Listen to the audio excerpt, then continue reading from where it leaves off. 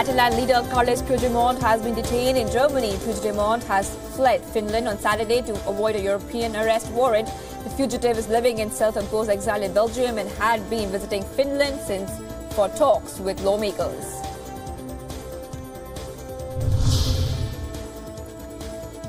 Thousands of Catalan independence supporters clashed with riot police in Barcelona to protest against the detention of former Catalan leader Carles Puigdemont. The clashes took place near the Spanish government delegation building in central Barcelona, where police used batons to prevent demonstrators from advancing as protesters threw garbage and other objects to police.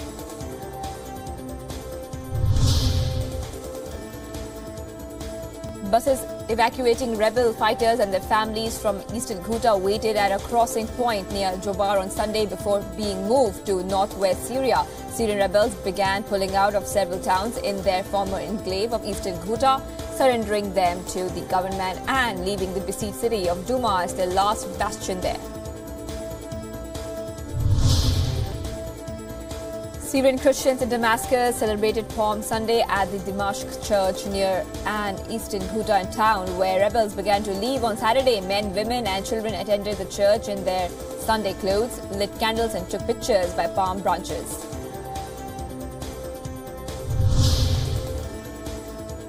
More than 3,000 volunteers planted 67,500 trees in Portugal's pine forest as the country started to recover the huge areas of forest destroyed in fires that hit the country last year. More than 80% of famous pine forest in central Portugal was destroyed in the fire in October last year that killed 114 people.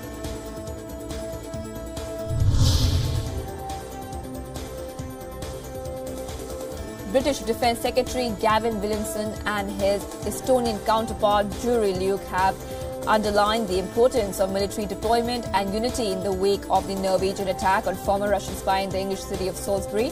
The 28-member European Union has collectively condemned the attack on Sergei Skripal and his daughter.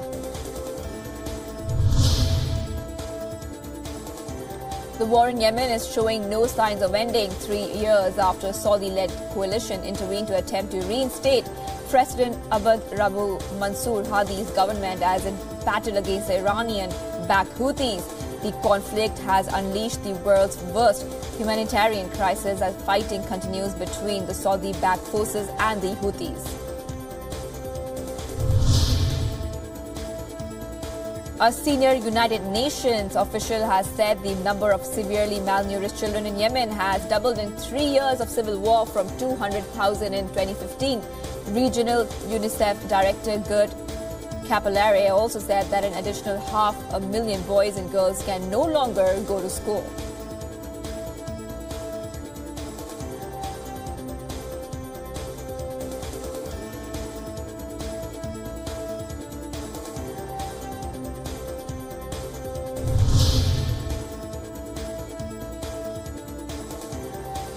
Saudi Arabian authorities have said that one person has been killed and 2 others wounded in a ballistic missile attack by Yemen's Houthi rebels. Saudi Arabia's military earlier said it intercepted 7 ballistic missiles fired by Yemeni rebels. Late on Sunday, the missile attack came on the 3rd anniversary of the start of the Saudi-led war in Yemen.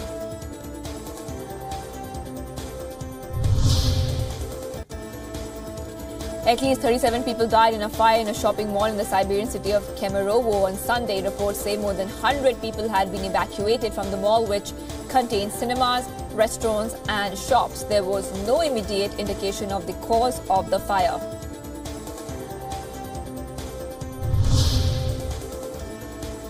Heavy security has been deployed outside polling stations around Cairo as Egypt gears up for presidential elections today.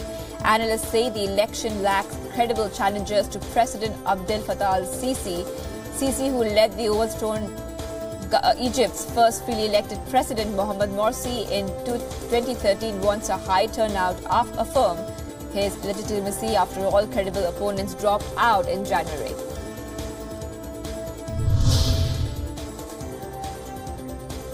At least 7 people have been killed in police confrontation in Brazilian city of Rio de Janeiro. Many others have reportedly been injured after an army takeover in Rio security services drags into its 2nd month. In mid-February, Brazil government ordered the army to take command of security forces in the Rio in a bid to curb violence driven by drug mafia.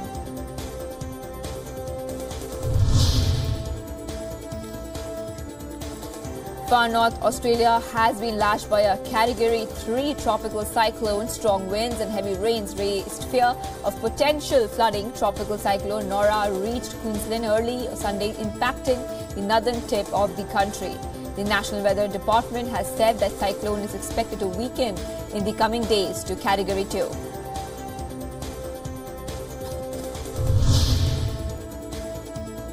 Ahead of the one-year anniversary of the Brexit vote by the British Parliament, protesters in Edinburgh took part in a pro-European Union rally. The rally was held under the "Brexit is wrong." According to recent polls, many people who voted for Brexit a year ago feel that they have been cheated after having witnessed its impact on UK in the past year.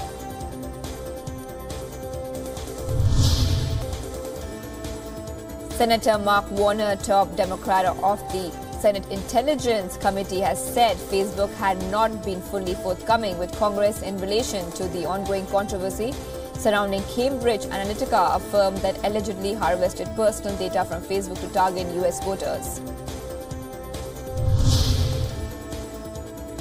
Over 20,000 people gathered in Tel Aviv's Rabin Square to protest against Israel government's plan to deport African migrants. Israeli government plans to deport the migrants to a yet undisclosed African country. The deported migrants will be paid $3,500 if the migrants refuse to go back. Then they will be jailed for life.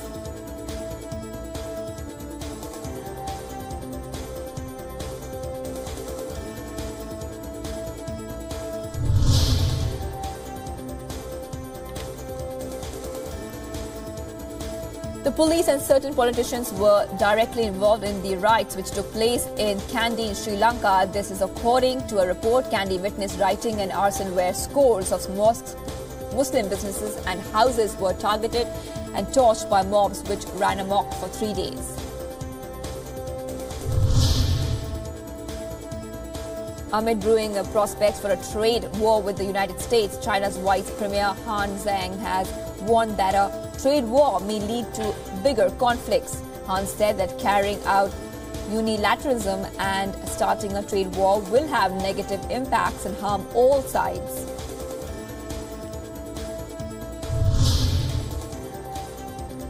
Amidst the Facebook data breach scandal, tech mogul Tim Cook has extended his support to the idea of regulations that specify just how tech companies are able to use customer data.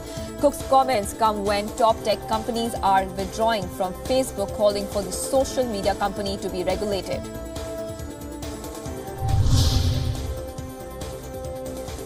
A car bomb explosion ripped through near the parliament headquarters in Somalia's capital, Mogadishu. The blast, which comes barely 3 days after an explosion near a hotel in Mogadishu, claimed at least 2 lives while injuring several others.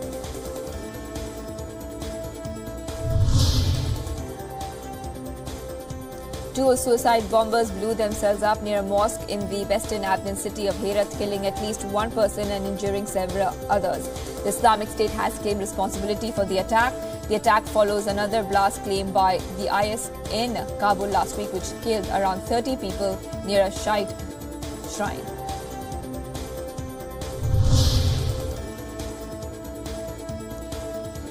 Costa Rica's presidential candidates closes out their campaigns before large and boisterous crowds. Evangelical singer Fabricio Muniz and former center-left minister Carlos Alvarado were neck and neck, according to a poll that showed that the undecided will have the last word on April 1st vote. Venezuelans have paid tribute to the award-winning musician Jose Abreu, who died on Saturday, aged 78. Jose was credited with founding a music project that pulled thousands of Venezuelan children from crime and poverty through music.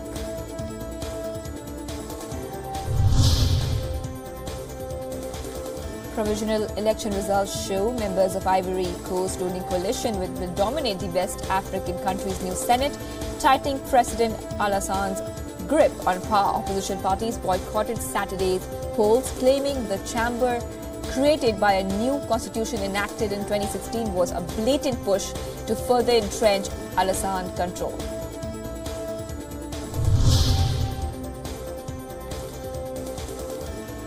Bangladesh authorities, the UNHCR and other agencies are stepping up preparations in Cox's Bazar for the upcoming monsoon season to stave off damage to Rohingya camps and protect tens of thousands of refugees at risk in highly congested areas. Storm drains are being dug, hills graded, bridges constructed and sandbags laid to minimize the chances of flooding and landslides.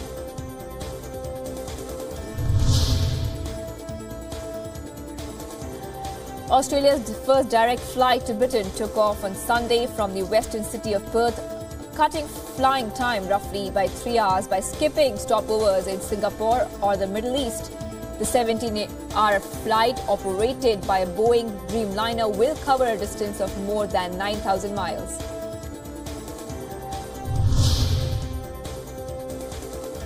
Hundreds of thousands of railway workers and civil servants have observed a strike across France. Two-thirds of trains were cancelled as thousands of workers protested against a series of reforms launched by French President Emmanuel Macron, who attempted to remove over 100,000 positions in the public service by 2023.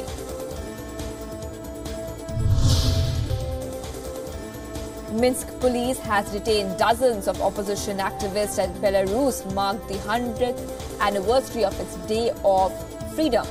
This day celebrates the date when Belarus declared independence from the Russian Empire in 1918 before eventually joining the Soviet Union. The day is usually marked by opposition gatherings.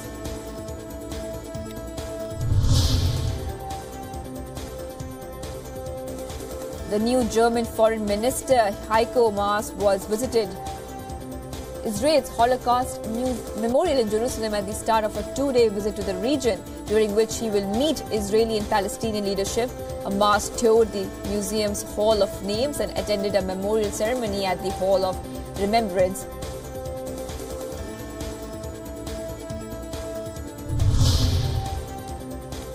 News from India now. Varanasi, one of the world's oldest cities and the parliamentary constituency of Prime Minister Narendra Modi, is getting a wireless facelift. The overhead electricity cables in the city are being dismantled as part of a project to lay underground lines. Around 16 square kilometer area has been covered by the project.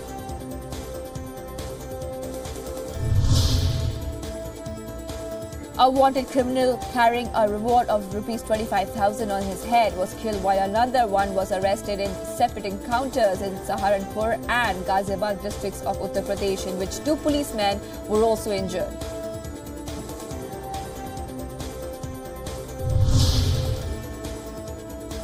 Billionaire industrialist Mukesh Ambani's eldest son, Akash Ambani, has been engaged to Shloka Mehta, the daughter of prominent diamantaire Russell Mehta in Goa. Yesterday, Akash Ambani and Shloka Mehta had been childhood friends and are reportedly set to tie the knot in early December, with celebrations spread across 4 to 5 days.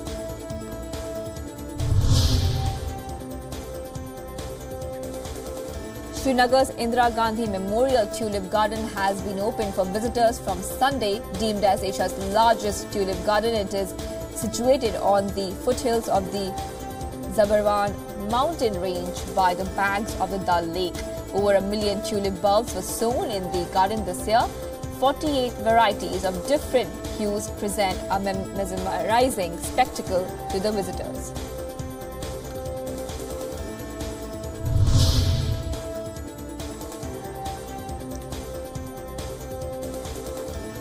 People in Madhya Pradesh capital Bhopal are struggling to fulfill their basic need of water.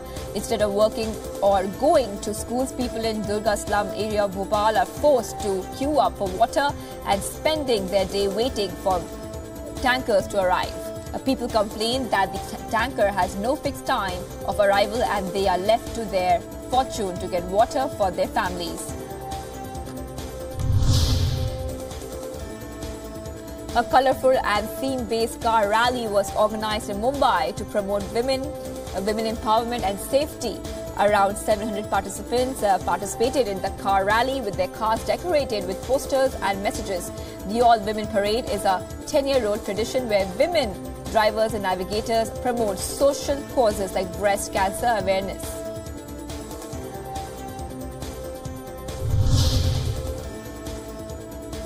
Christians across South Indian cities celebrated Palm Sunday, commemorating Jesus Christ's entry into the city of Jerusalem before getting arrested and crucified. A large number of devotees participated in the procession, holding palm fronds blessed by the priest before thronging the nearby churches and sang prayers.